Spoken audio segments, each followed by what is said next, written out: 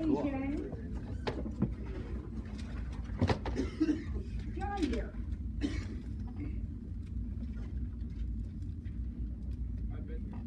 He has been. Well, what are you doing? Walking around. Burning calories. Okay. Burning calories. Stop it. Get Stop my it. steps in. We're not getting our steps in. All right, not during math, we're not getting our steps in. Okay.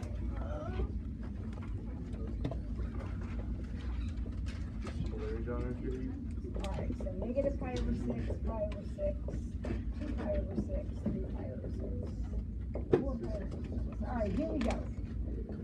We're going to write the equation. We're actually going to write two equations for this. One of the equations, obviously that's a sine or a cosine. So one of our equations will be a sine curve.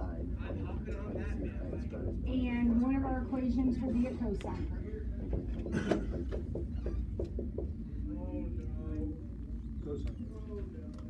Well, we're going to write one of each, so it doesn't matter which one you start with. It truly doesn't. So you kind of look at the picture and say, okay, that looks like a cosine. All right, so Chandler wants to look at it as a cosine curve.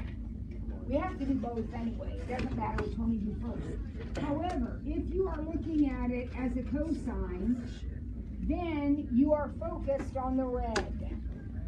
Because what do we know about cosines? They start at the top, end at the top, right? That's what a cosine does. So if you are thinking of this as a cosine, then you have to go from top of hill to top of hill. All right, so we're doing the cosine equation first. We figured out we're looking at the red part, so let's start filling in blanks. Out here, the amplitude is a 4, and that will be a positive 4 because the curve is positioned the way it's supposed to be. It's right side up. If you were looking at a piece that looked like this, you would have to have a negative 4, right? Okay, what else? 2 zeros. 2 zeros. There's going to be a 0 here and a 0 here. Now, why does Chandler say those are zeros? It's not shifted at all. It is sitting exactly where it's supposed to be sitting. No sideways movement, no up and down movement. Period's 3. And the period, I need to find this number, and this number takes a little more work than usual. I mean, a little more work than these other things do. You gotta stop and think for a second. For a cosine curve, period is always 2 pi divided by that coefficient, right? That's how you find the period of a cosine. We know what our period is. What is our period? How far is it from the top of the hill to the top of the hill? 4 pi over 6. So 4 pi over 6 is 2 pi divided by something. And that something is what goes here. So 4 pi n equals 12 pi, so n equals 3. Alec, you were right. N equals 3. Congrats. When am I not, to be honest? I can think of a few times, but that's okay. Oh. All right, so there's our cosine equation. Now we're going to write a sine equation. All right, so we got to look at a different part of the graph. We're not looking at the red now. We have to take a different chunk to look at. So could we look from here to here? Would that be a sine curve? Yeah. Now, there are other pieces you could look at that would also be sine curves. For example, what if you went from here to here? Would that be a sine curve? Yeah, it would be upside down, but that would be another sine curve. I'm going to keep it up right side up and just look here at this part, between the dots. Now, if I look at that part of the curve, have I changed the amplitude? Nope. The period? Nope. The vertical shift? Yeah. Nope. No. All that's the same. So this is a 4, this is a 3, and this is a 0. The only thing that's different is the chunk I'm looking at, which starts now at negative pi over 6. So this would be plus pi over 6. Okay, Gleason? Or whoever asked that question? We do one more of those. Find one. Somewhere, in some packet, somewhere. Yes, number 12 on the review sheet is the same column. Number 12 on the review sheet. I hope it has different numbers. Yeah, you see, I don't think that's right. Alright, let's do the second one. We'll do the second part because there's a little more going on there. The second part of number 12 on the review sheet. Did we already do this? Pretty sure. Wait, yeah, we did. No, we have. We can just use that magic word though. This is the review sheet. We already did that problem? We didn't do A, but we did B. Alright, so I'll erase all this and I'll do So A. like the whole thing will be $56. Alright, so I didn't do A. So A looks like this.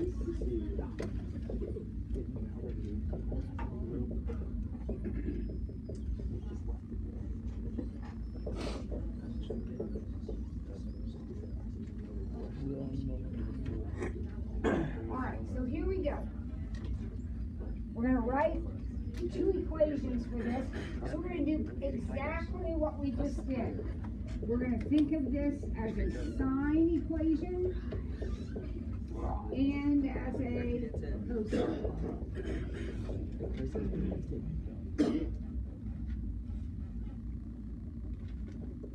Alright, so start with the sine. I mean, when you got one hill and one valley, probably sine is what pops out at you. Oh, so 4 is the, Yep, so I'm gonna think of this as a sine curve, so I'm going from here to here.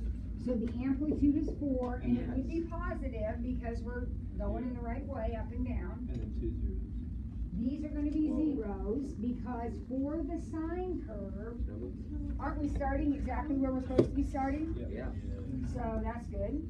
Now, what's the period of this function? The period is 4 pi over 3. But I know the period is found by taking 2 pi and dividing it by that coefficient, So that's right? So I'm just gonna figure out what that coefficient is. 3/2. Yep, so that would be 6 pi over 4 pi, which is 3/2.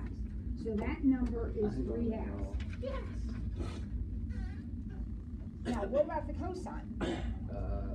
It Well, starts at 2 pi over 3. everything's the same, except we have to start in a different place. start at 2 pi over 3. So if it's a cosine, you gotta start at the top of the hill, and then you would end at the top of that hill, right?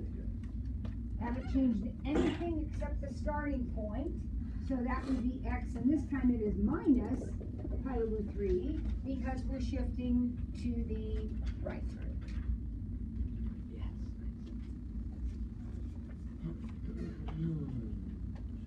I love that. Me too.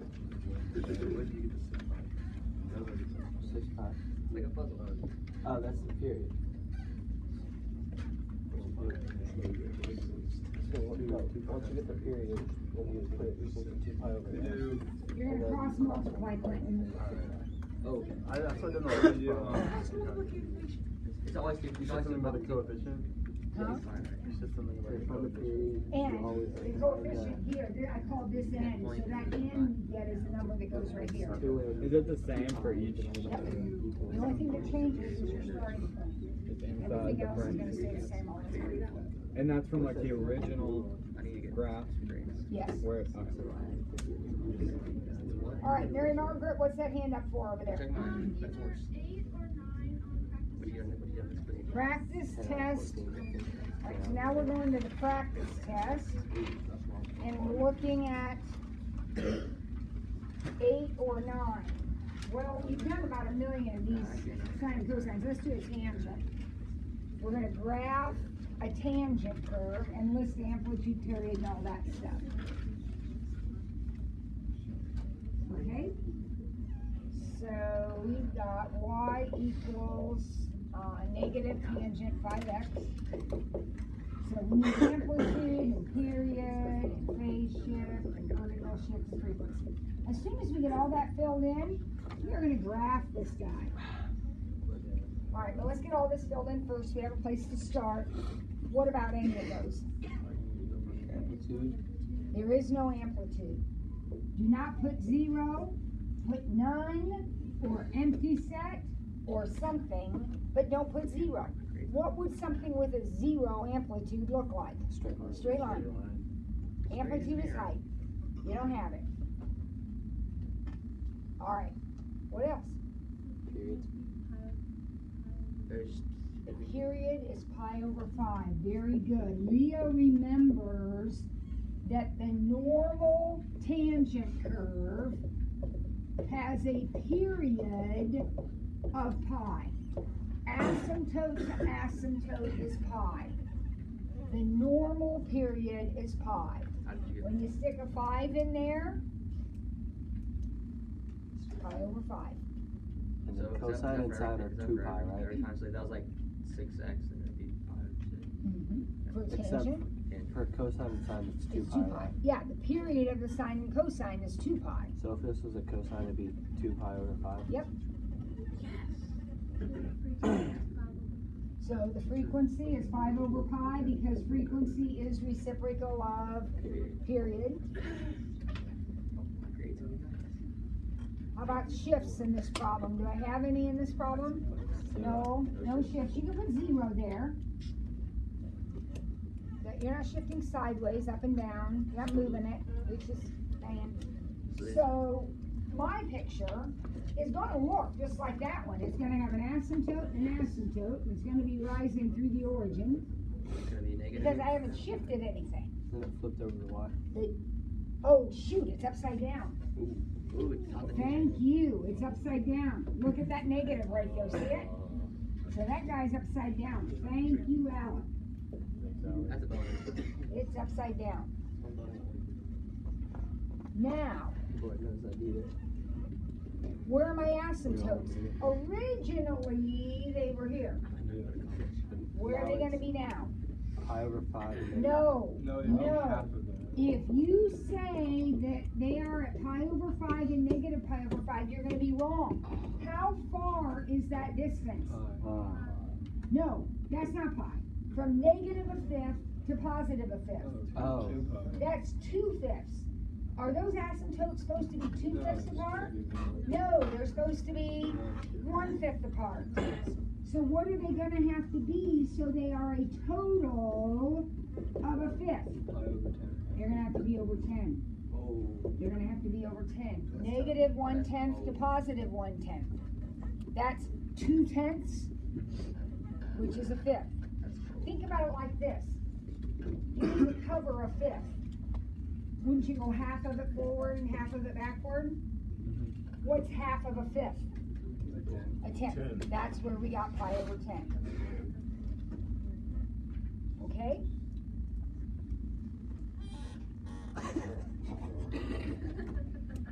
All right.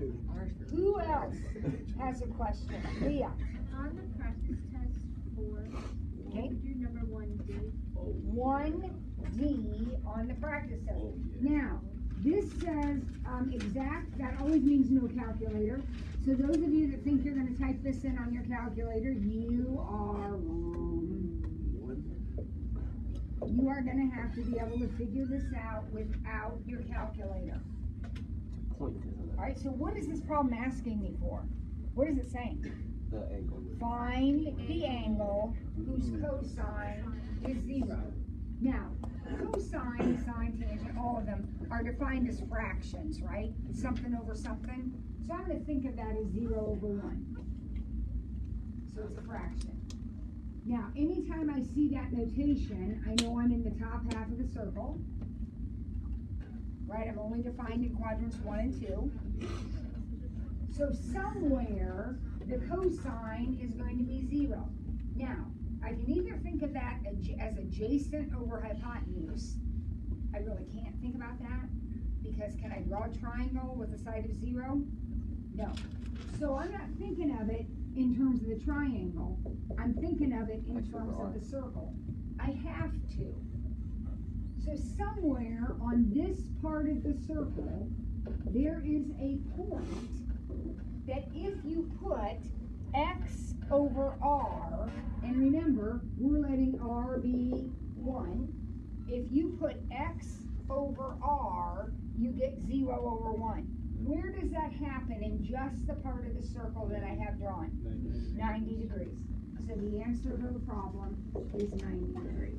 The angle you're looking for is 90 degrees. Wait. Oh, hold on. Say that one more time. How'd you get 90? If you put x over r, this is x, this is y, if you put x over r, you get 0 over 1, and that's what you wanted. Yeah, so I'm saying, look, that's 90 degrees. Okay. Yeah. It doesn't happen anywhere else. 0, 90. Oh, okay. So, also when you hit that, it's 90 degrees. Okay.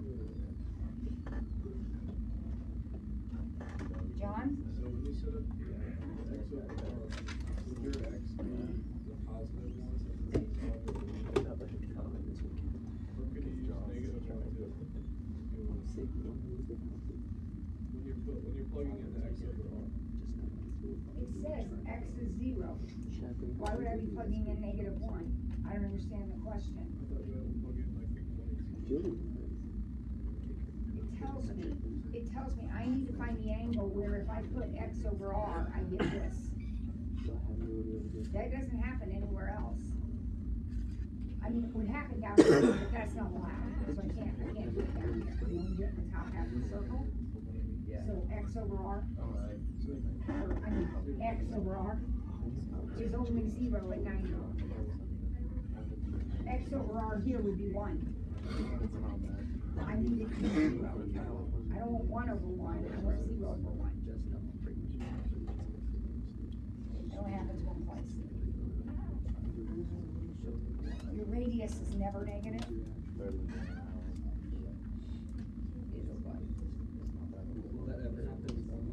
Nope. This direction right here is going to be one answer. Now, if you're solving an equation and it says go from 0 to 360, you can get multiple answers. But anytime the notation in the problem is this, there's one answer.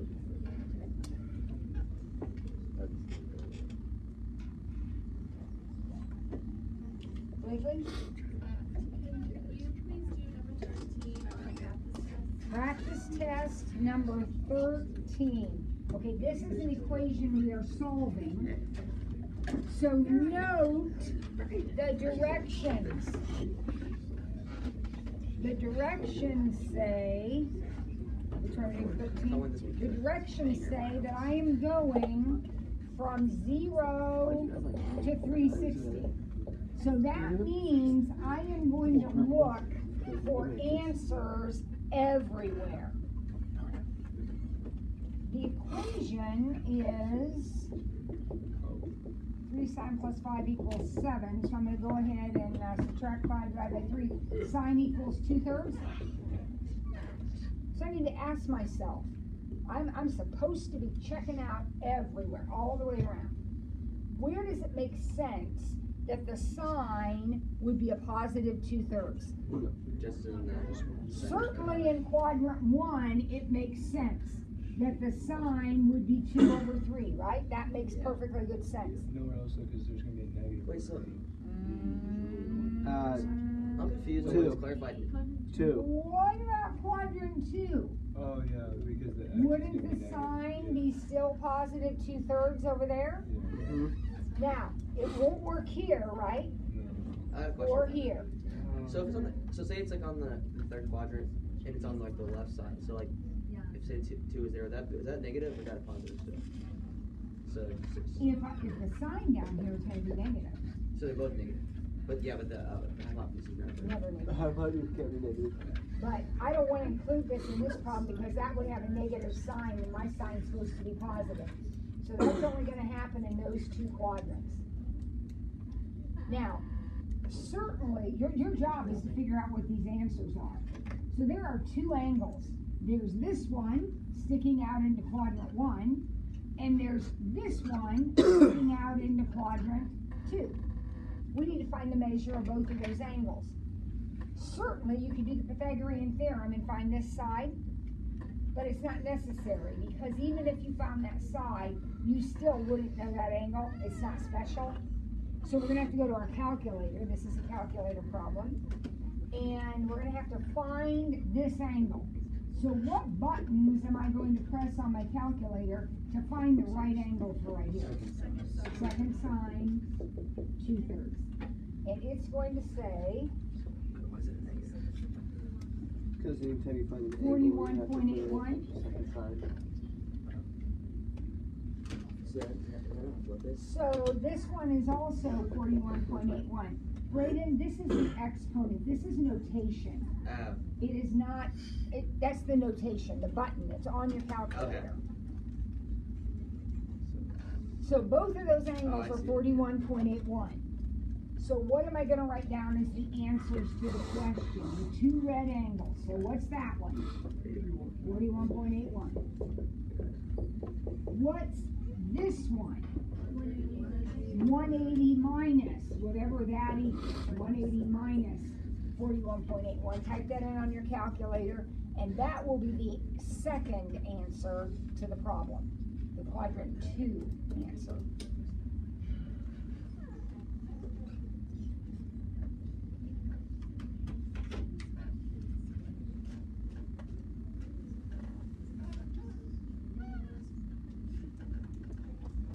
Okay? No, so for that, like, one question is like the ones that have like a negative exponent, like, that we have to like solve the inside parentheses thing, like, that's different, right? Yeah, So, like, because problem one. this problem doesn't have that notation. Okay. We ended up pressing that button, but the problem didn't look like that. We had to do that to get the right answer. So I'm saying, wait, look at both problems. While you're doing that, Peyton, what's your question? Number 6 on the practice test 4. So we're back on the practice test, same paper as before. And given the secant is 5/2, and what does this mean? 3 pi over 2 less than theta less than 2 pi. What is that talking about? It's between. It tells me where to draw my picture. So where does it tell me to draw it? 7.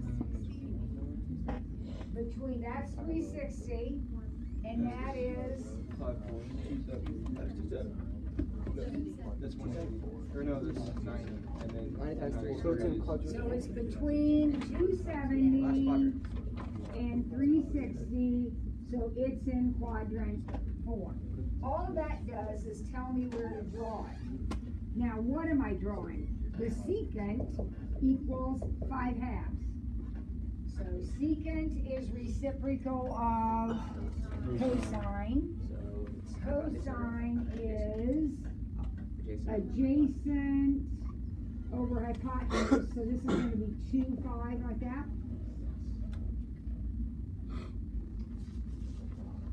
The third side of the triangle is easy to find with the Pythagorean theorem, so the third side would be square root of 21 negative. Remember, if you're not in quadrant 1, something is negative. And we are looking for the values of all the other functions.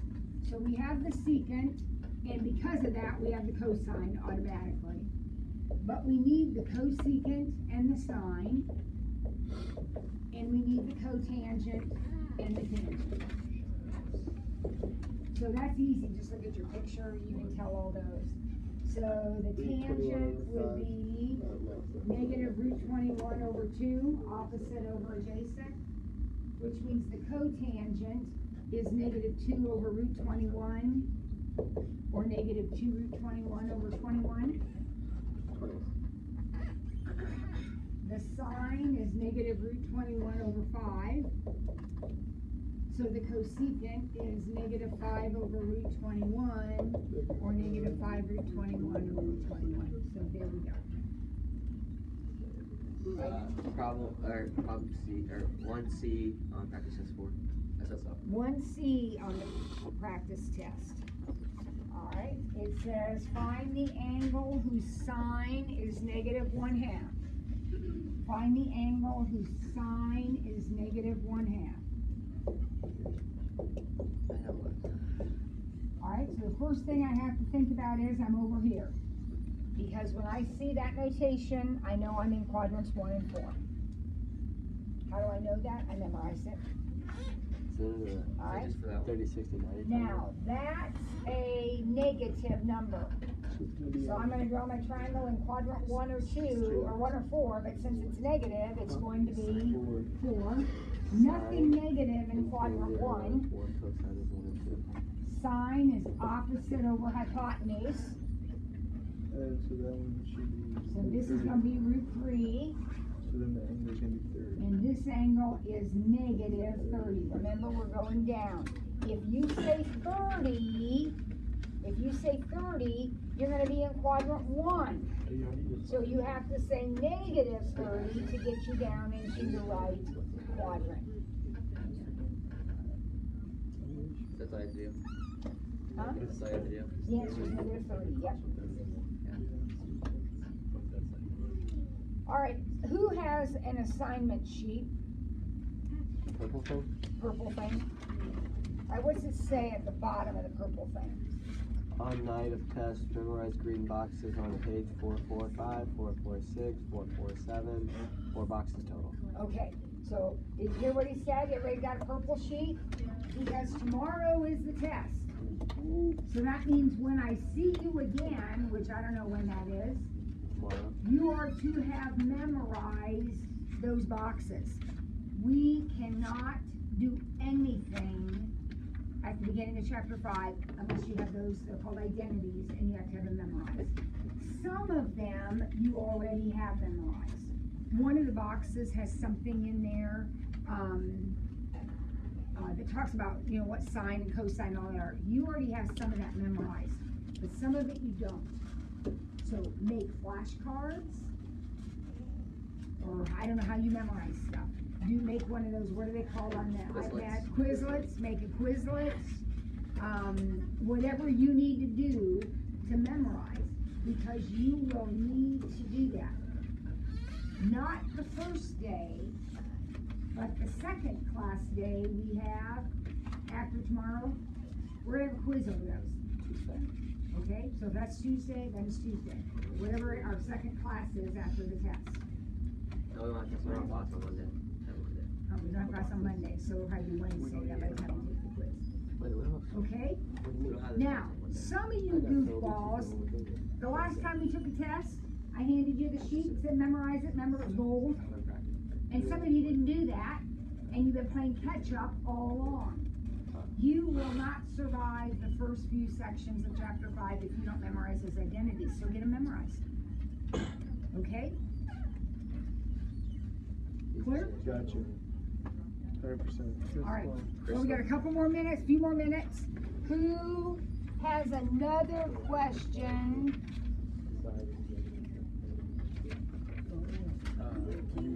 For me.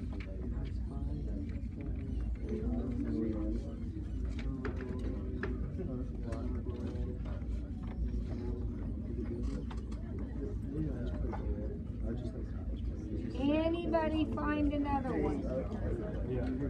Number 2. All right. Number 2 on the practice test.